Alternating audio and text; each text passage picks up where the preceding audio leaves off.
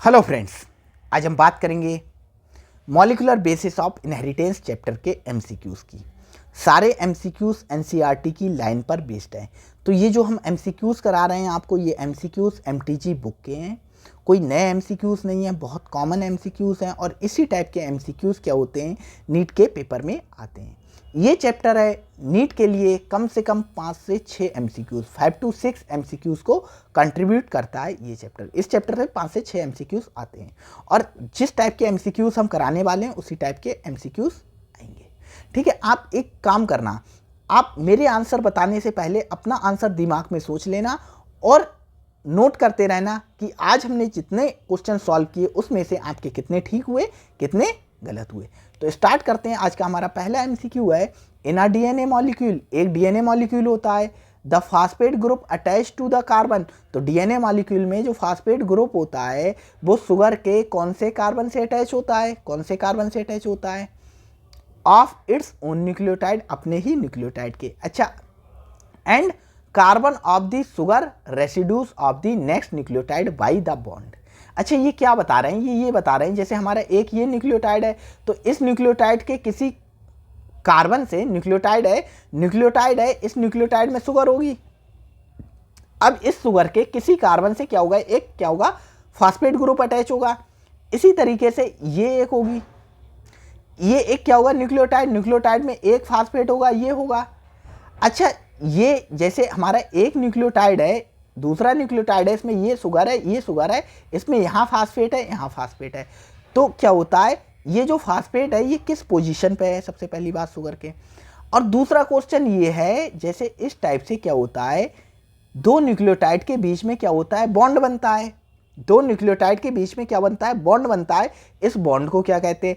अच्छा, ये जो दूसरा न्यूक्लियोटाइड है, ठीक है, यहाँ पर होगा कार्बन, क्या होगा, फास्फेट होगा। अच्छा, यहाँ पर कौन सा कार्बन होगा, ये वाला कार्बन कौन सा होगा जिससे ये फास्फेट क्या करेगा, बॉन्ड बनाएगा, ये फास्फेट बॉन्ड बनाएगा। तो आंसर क्या होगा, आपने सोच लिया होगा। आंसर हम इसका बताते हैं, इसका आंसर होगा हमारा ए। जैसे यहाँ पर ये कार्बन 5 प्राइम पर होगा, यहाँ पर ये कार्बन क्या होगा, 3 प्राइम पर होगा, 3 प्राइम पर होगा। यहाँ पर नेक्स्ट कार्बन फिर 5 प्राइम पर होगा, मतलब यहाँ पर कार्बन जो होगा 5th होगा, यहाँ पर कार्बन 3rd नंबर का होगा, यहाँ पर 5th कार्बन होगा 5th नंबर का होगा, यहाँ पर 3rd नंबर का कार्बन होगा। इसी तरीके से पॉलीन्यूक्लियोटाइड चेन बनती चली जाती है। और ये जो इनके बीच में बॉन्ड होता है, इस बॉन्ड को क्या कहते हैं हम, इस बॉन्ड को कहते हैं फास्फोडाइस्टर बॉन्ड कहते हैं।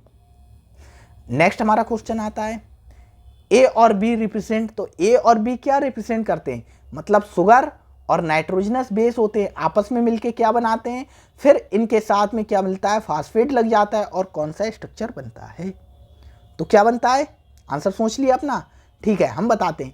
तो ए वाला हमारा क्या होगा, जब शुगर नाइट्रोजनस बेस से बाइंड होता है तो क्या बनाता है, ये बनता है क्या हमारा, न्यूक्लियोसाइड। अच्छा, जब न्यूक्लियोसाइड से फास्फेट जुड़ जाता है तो क्या बनता है, न्यूक्लियोटाइड बनता है। तो आंसर हमारा क्या होगा, न्यूक्लियोसाइड एंड न्यूक्लियोटाइड।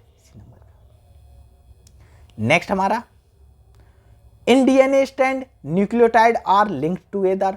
तो जो डीएनए का स्ट्रैंड होता है, डीएनए में जो न्यूक्लियोटाइड होते हैं वो कौन से बॉन्ड से जुड़े होते हैं। तो अभी ऊपर आपको बताया, दो न्यूक्लियोटाइड के बीच में कौन सा बॉन्ड होता है, फास्फोडाइस्टर बॉन्ड होता है।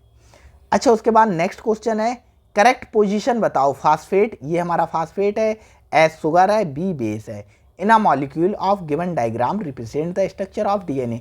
तो ये मान लो ये जो स्ट्रक्चर है ये डीएनए का स्ट्रक्चर है, इसमें आपको क्या बताना है, फास्फेट को पी से डिनोट किया गया है, शुगर को एस से और बेस को बी से। करेक्ट आपको बताना है। आंसर सी वाला ऑप्शन आपको नहीं दिखता होगा, हाँ अब आंसर आपको सी वाला ऑप्शन दिखता होगा। आपने आंसर अपना सोच लिया, ठीक है। अब हम आपको आंसर बताते हैं। तो इसका आंसर क्या है, इसका आंसर है answer number A. Answer number A कैसे, देखो ये शुगर है, शुगर के साथ जब बेस जुड़ता है तो ये क्या बन जाता है, न्यूक्लियोसाइड बन जाता है। अब न्यूक्लियोसाइड से क्या बनता है, फास्फेट जुड़ता है, क्या बन जाता है, न्यूक्लियोटाइड। अच्छा, इसी तरीके से जैसे ये एक हमारा न्यूक्लियोटाइड हो गया, इसी तरीके से हमारा ये एक दूसरा न्यूक्लियोटाइड हो गया, इसी तरीके से एक ये सिंपल सा तीसरा न्यूक्लियोटाइड। अब इनके बीच में क्या है, ये जो बॉन्ड है ये फास्फोडाइस्टर बॉन्ड है, ये फास्फोडाइस्टर बॉन्ड है। अच्छा, यहाँ देखो, यहाँ बेस बेस को जोड़ रहा है किससे, शुगर से, ये तो गलत हो गया हमारा वैसे ही। यहाँ पर क्या है, शुगर है, बेस है, फास्फेट है, ये तो ठीक है। फिर दूसरा देखो, शुगर है, फास्फेट है, बेस, भाई बेस फास्फोडाइस्टर बॉन्ड नहीं बनाता है, फास्फोडाइस्टर बॉन्ड किसके, फास्फेट के बीच में बनते हैं, ये ऑप्शन गलत हो गया। डी वाला ऑप्शन देखिए, यहाँ पर शुगर के बीच में फास्फोडाइस्टर बॉन्ड भाई नहीं बनता है, ये भी गलत हो गया। अब नेक्स्ट हम आते हैं क्वेश्चन नंबर हमारा फिफ्थ क्या है हमारा, DNA is an asterisk substance. तो डीएनए क्या होता है, एक एस्टिक सब्सटेंस होता है, प्रेजेंट इन न्यूक्लियस, न्यूक्लियस में प्रेजेंट होता है, फर्स्ट आइडेंटिफाइड इन 1869।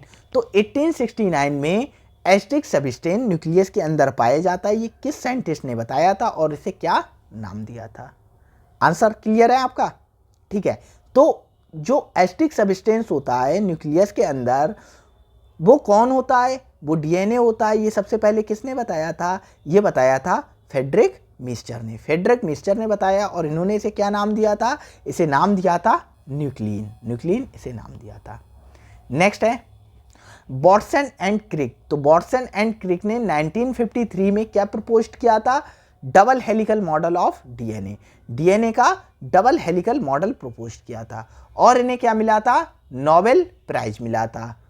इस मॉडल के लिए इन्हें क्या मिला था, नोबेल प्राइज मिला था। अच्छा, the model of DNA was based on, तो इनका जो इंफॉर्मेशन था वो किस चीज पर बेस्ड था, X ray diffraction studies on DNA by Wilkins and Franklin, Chargaff base rule, Griffith transformation experiment, Meselson Stahl experiment. तो आंसर क्या होगा इसका, क्या होगा इसका आंसर? तो इसका आंसर होगा हमारा आंसर नंबर सेकेंड, मतलब हमारा पहला ऑप्शन भी ठीक है और सेकेंड ऑप्शन भी ठीक है। जो डबल हेलिकल मॉडल दिया था उसमें क्या यूज किया था, विल्किंस और फ्रैंकलिन ने जो X ray diffraction X ray diffraction technique दी थी उसका यूज किया था, और चारगाव का जो बेस पेयर का रूल होता है उसका यूज किया था। मतलब जो प्यूरिन्स होंगे वो ऑलवेज इक्वल होंगे किसके, पिरामिडिन्स के, purines always equal and opposite होंगे पिरामिडिन्स के।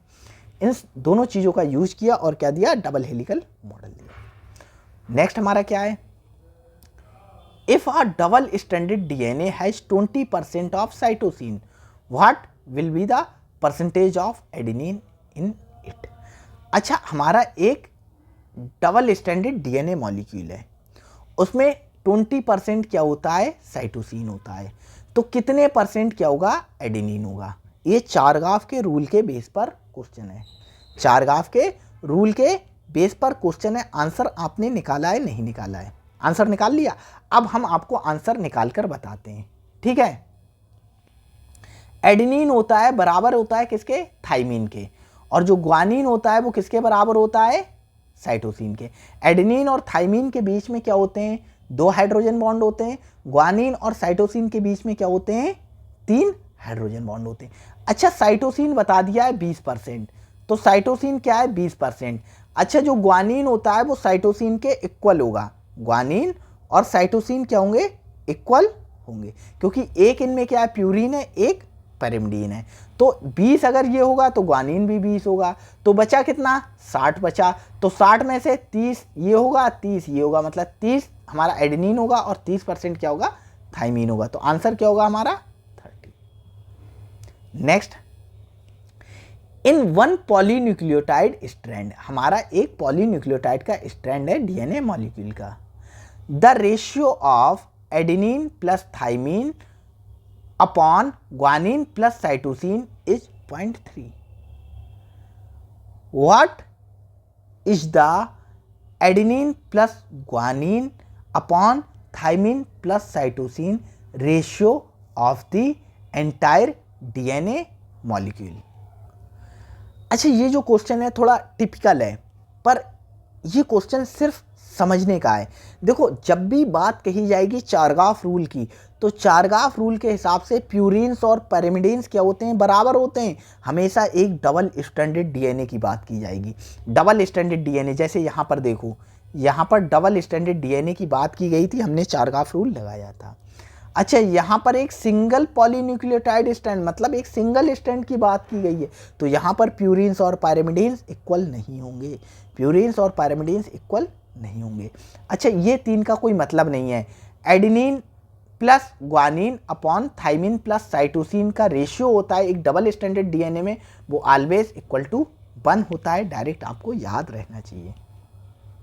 Question number 9, if the sequence of basis in one strand of DNA is, अच्छा एक स्ट्रैंड है डीएनए का, उसमें जो बेसिस का सीक्वेंस है ये है, what would be the sequence of bases on complementary strand.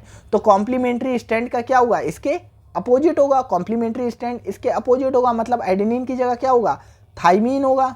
Adenine की जगह थाइमीन, थाइमीन की जगह क्या होगा, एडेनिन होगा।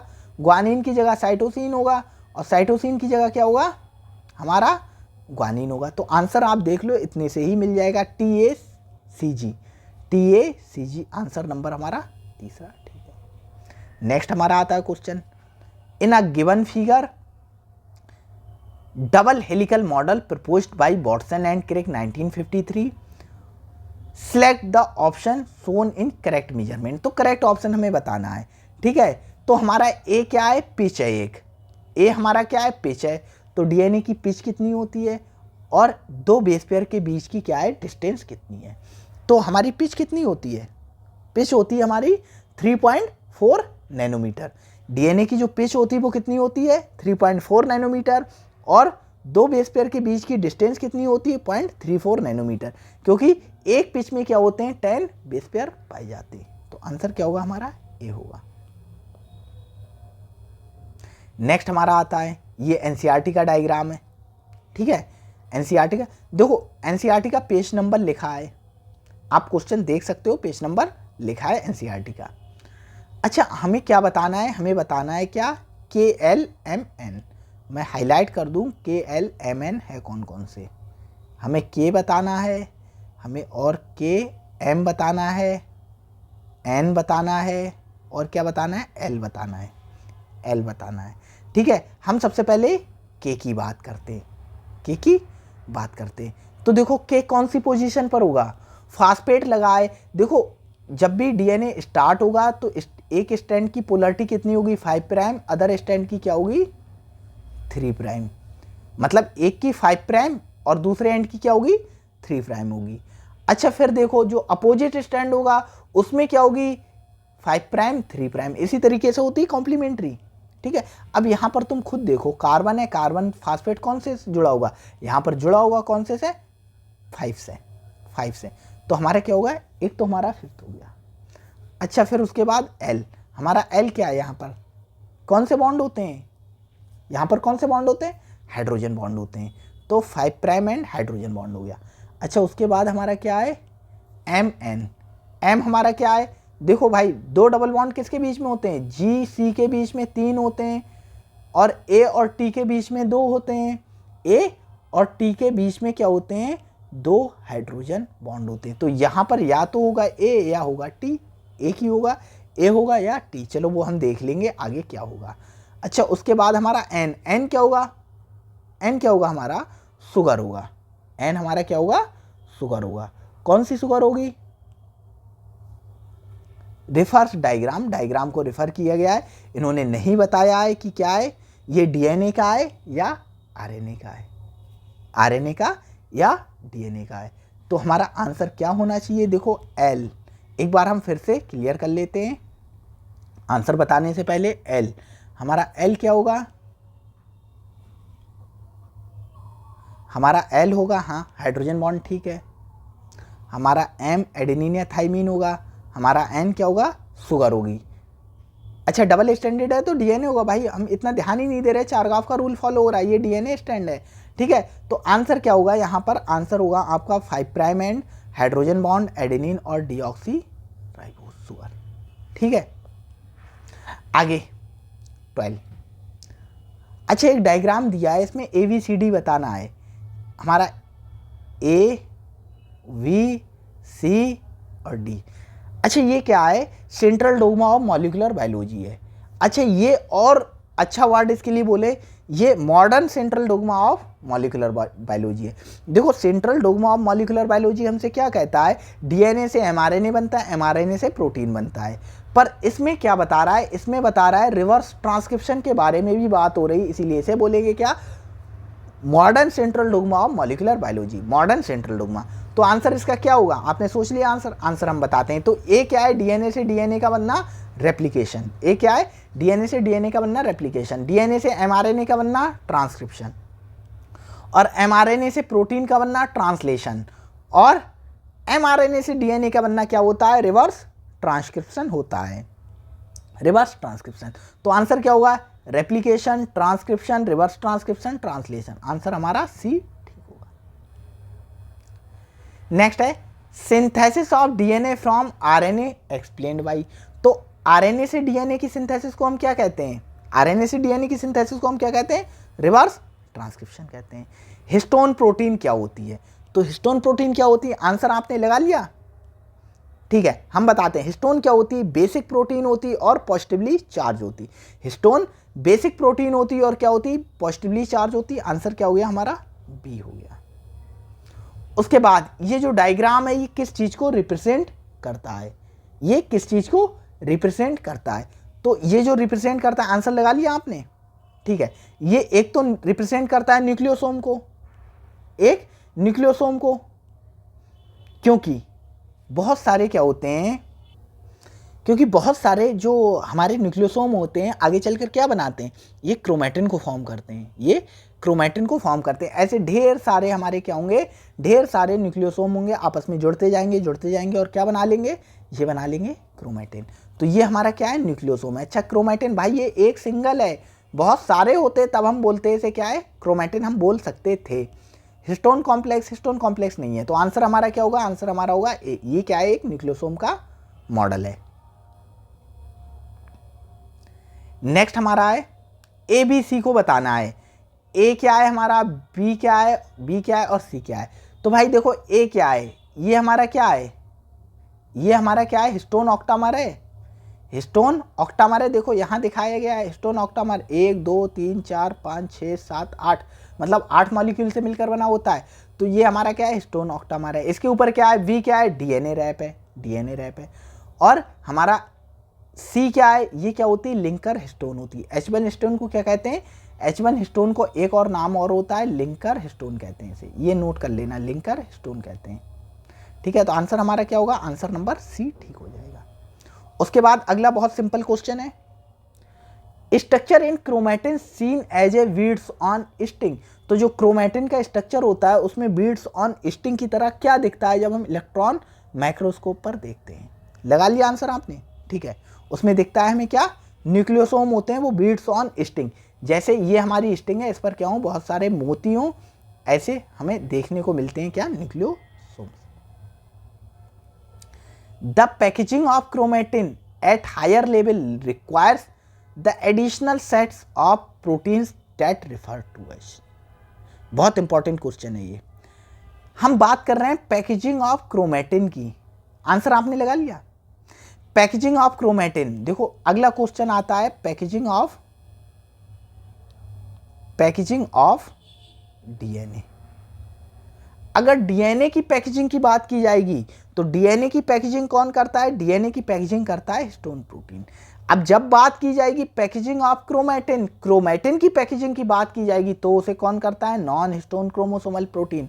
आंसर हमारा बी ठीक होगा। क्रोमैटिन की पैकेजिंग कौन करता है, नॉन हिस्टोन क्रोमोसोमल प्रोटीन्स करते हैं। नेक्स्ट है read the following statement and select the correct. तो हमें करेक्ट स्टेटमेंट बताना है। Loosely packed and light stained region of chromatin is called heterochromatin. Answer आपने लगा लिया, लगा लिया, ये सही है गलत है, ये स्टेटमेंट हमारा गलत है, क्योंकि लूजली पैक्ड और लाइटली स्टेन्ड होता है वो हमारा क्या होता है, वो हमारा होता है euchromatin. Densely packed and darkly stained region in chromatin is called euchromatin, नहीं ये होता है हमारा हेट्रोक्रोमैटिन। तो ये दोनों स्टेटमेंट गलत हो गए। A typical nucleosome contain 200 base pair of DNA helix.